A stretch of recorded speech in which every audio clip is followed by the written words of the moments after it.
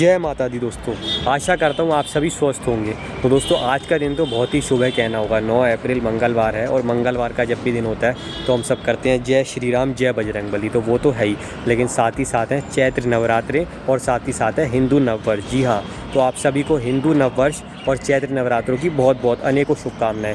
जो भी आप सबकी मनोकामनाएं हों सभी पूर्ण हो, और जो भी आपके दुख हैं और आपके अंदर पाप हो सभी का अंत हो, और ढेर सारे आपको सुख मिले और आपके सभी बिगड़े हुए काम बने, यही हम सब आशा करते हैं और ये कृपा करेंगी हमारी माता रानी।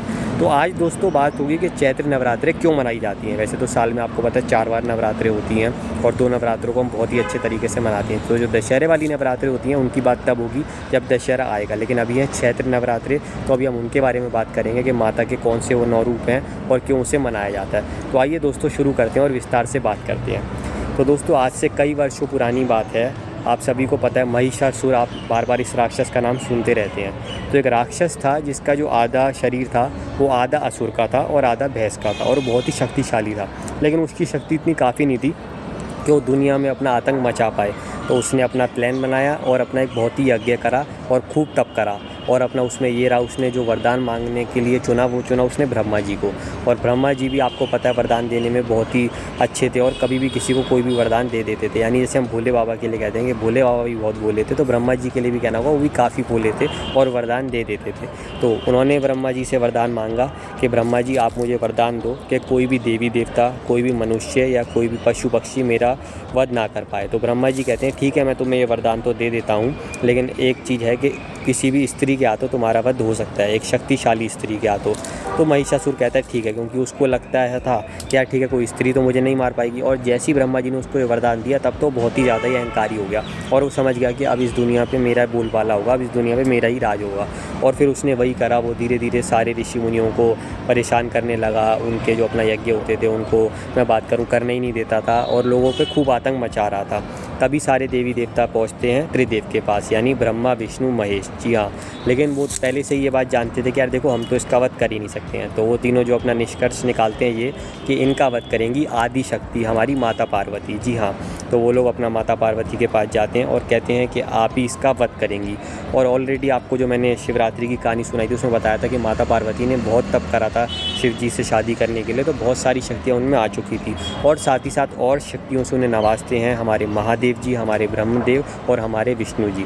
और इसी के साथ माता जाती हैं युद्ध करने के लिए महिषासुर के साथ। वो महिषासुर के सामने एक शर्त रखती है कि हे महिषासुर, अगर तुमने मुझे हरा दिया तो मैं तुमसे विवाह कर लूँगी, और नहीं तो मैं तुम्हारा वध तो कर ही दूँगी अगर मैं ये युद्ध जीत गई। महिषासुर भी अपना बड़ा खुश होकर हाँ में हाँ मिला देता है, क्योंकि उसे लगता है भाई इतनी सुंदर स्त्री है तो इनसे शादी कौन नहीं करना चाहेगा। और उसे लग रहा था यार ये स्त्री को भी मैं हरा ही दूँगा, क्योंकि जैसे वो इतने लोगों को हरा रहा था। और मैंने कहा था कि वो स्त्रियों को तो बहुत ही मतलब तुच्छ समझता था, उसे लगता नहीं था ये मेरा कुछ बिगाड़ पाएंगी। तो माता उससे एक बहुत भयंकर युद्ध करती हैं जो कि 9 दिन चलता है और 10वें दिन माता रानी उसका अंत कर देती हैं।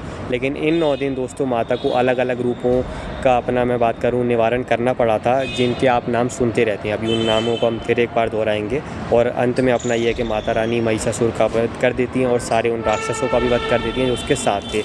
इसी वजह से सारी देवी देवता उन 9 दिन माता रानी की पूजा करते हैं, माता रानी का शुक्रिया अदा करने के लिए कि उन्होंने एक बार फिर से संसार को बचाया। बहुत सारे ऐसे आपको पता है राक्षस थे जिनसे माता रानी ने बचाया था, चाहे वो ताड़कासुर को दूसरे तरीके से कार्तिकेय जी को जन्म दे के बचाया हो या रक्त बीज से बचाया हो, ऐसे बहुत सारे राक्षस थे।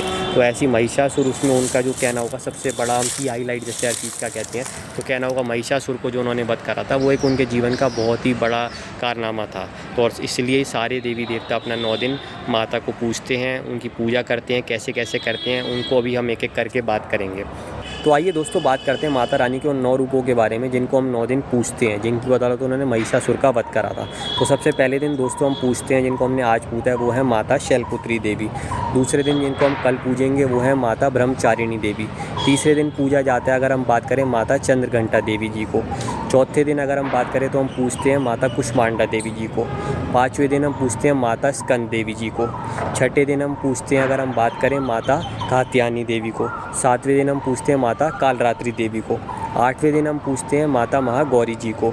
और 9वें दिन हम यानी आखिरी दिन जो होता है उस दिन हम पूजते हैं माता सिद्धिदात्री देवी जी को। जी हाँ, तो 9 दिन माता रानी का अपना हम बात करें हम सभी पूजा करते हैं और वो कैसे किया जाता है उसकी हम विस्तार से बात करते हैं। तो एक कलश रखा जाता है एक लोटे में, कुछ पत्तों के साथ अपना नारियल रखा जाता है, जिनको हम 8वें या 9वें दिन तोड़ते हैं। 8वें दिन वो लोग तोड़ते हैं जो अष्टमी करते हैं, 9वें दिन वो लोग तोड़ते हैं जिनको हम अपना कहते हैं नौमी करते हैं, और उसको हम प्रसाद समझ के बहुत ही अच्छे और बहुत ही मज़ा लेकर खाते हैं। साथ ही साथ जौ उगाई जाती है। तो जौ कैसे उगाई जाती है दोस्तों, उसके बारे में बात करते हैं। तो एक मिट्टी का बर्तन, गोल बर्तन लाया जाता है जिसमें रेत डाली जाती है और जो बीज होते हैं जौ के वो डाले जाते हैं, और 8-9 दिन तक हम बात करें वो बहुत ही काफ़ी ऊपर उग जाती है, और जितना ऊपर उगती है कहा जाता है उतनी हमारी वो पूजा सफल होती है, उतनी हमसे माता रानी खुश होती है।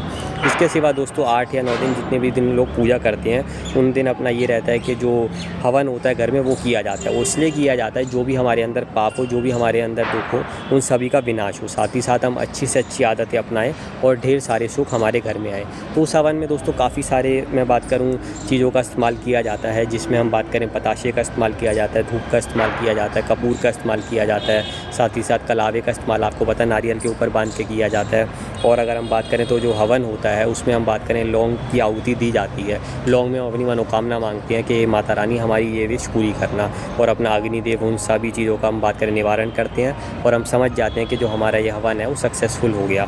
तो ये सारी चीज़ें होती हैं। और फिर जो दोस्तों 8वें 9वें दिन जो सबसे महत्वपूर्ण दिन होता है उस दिन लोग क्या करते हैं, जो लोग दोस्तों अष्टमी पूजते हैं तो अपना 8वें दिन कन्याओं को बुलाते हैं, 9 कन्याओं को, और अपना हलवा, छोले, पूरी जो कि अपना प्रसाद माना जाता है उनको खिलाते हैं। साथ में कुछ और चीज़ भी उनको दी जाती है ताकि माता रानी प्रसन्न हो। और पूरे अपना मैं बात करूँ अब संसार भर में ये सब होता है, तो उससे दोस्तों सबसे ज़्यादा माता रानी क्यों प्रसन्न होती है, क्योंकि कितने लोगों का पेट भर जाता है। और ठीक है नॉर्मल लोगों की अलग बात है, लेकिन कितने लोग भूखे होते हैं उनका पेट भर जाता है। और फिर 9वें दिन जो कि हम बात करें नौमी होती है, उस दिन भी अपना यही प्रतिक्रिया रहती है। तो 2 दिन इतने सारे लोगों का पेट भर जाता होगा जो कि भूखे रहते होंगे, तो माता रानी प्रसन्न कैसे नहीं होंगी। बस हमें अपना शुद्ध मन से ही, मैंने कहा चाहे हम जौ गाएँ, चाहे हम कलश रखें, या हम हवन करें, या हम अपना जब जो अपना देवी कन्या बिठाती है, हम अपना सच्चे और अच्छे मन से करें कि हाँ भाई ये हम श्रद्धा से कर रहे हैं। हाँ हम अपनी ज़रूर अपनी मुराद मांगें कि भाई हमें क्या चाहिए क्या नहीं चाहिए, और हमारे सारे जो पाप हैं मन के वो मिटें, सारे हमारे दुख जो है वो साफ हरो माता रानी, और साथ ही साथ हमें खूब सारी खुशियाँ दो, हमें खूब सारी अच्छाइयाँ दो,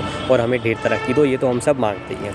तो इसी बदौलत अपना जो 9वां दिन होता है, जब अपना नौमी ख़त्म हो जाती है, जिसमें आपको पता है रामनवमी आती है, और दूसरी नवरात्रों में जब मैं अगली बार बात करूँगा उसमें दशहरा आता है, तो बात करेंगे वो क्यों आता है। तो इसी बदौलत अपना ये कि जो फिर जो 9 दिन की नवरात्रि होती है वो समाप्त हो जाती है।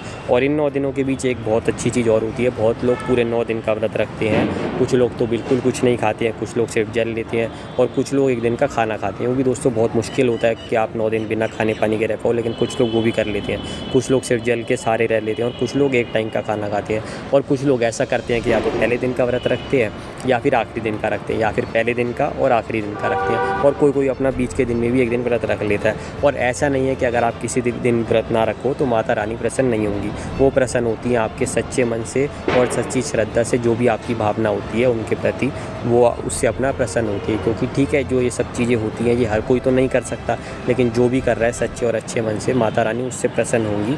और आप सिर्फ अपने लिए मनोकामनाएं नहीं मांगो, क्योंकि जो भी अच्छा एक सच्चा इंसान होता है वो सभी के लिए मनोकामनाएं मांगता है कि हे माता रानी आप सिर्फ मेरे पर नहीं, मेरे परिवार पे नहीं, मेरे अपना देश पर नहीं, पूरी दुनिया में समस्त संसार पर अपनी कृपा बनाओ। जैसा कि मैंने कहा कि सबके दुख हरे जाएं, सबके अंदर सारी बुराइयां जो हैं वो हरी जाएं, और सबको ढेर सारी खुशियां दी जाएं, और सबकी अपना खूब तरक्की हो। यही हम सब आशा करते हैं। और वैसे भी हिंदू नव वर्ष का भी त्यौहार है, नया साल है हिंदुओं के लिए, तो वो भी बहुत अच्छी बात है। और मंगलवार तो है ही, जो कि मैंने कहा जय श्री राम जी जय बजरंगबली। तो आशा करता हूँ आपको मेरी वीडियो अच्छी लगी होगी।